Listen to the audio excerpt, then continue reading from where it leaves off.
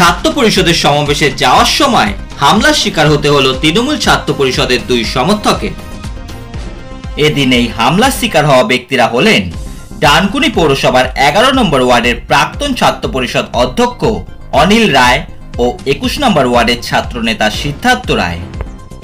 গতকাল মুখ্যমন্ত্রী মমতা বন্দ্যোপাধ্যায়ের ডাকে কলকাতার ধর্মতলায় ছাত্র সমাবেশের আয়োজন করা হয়।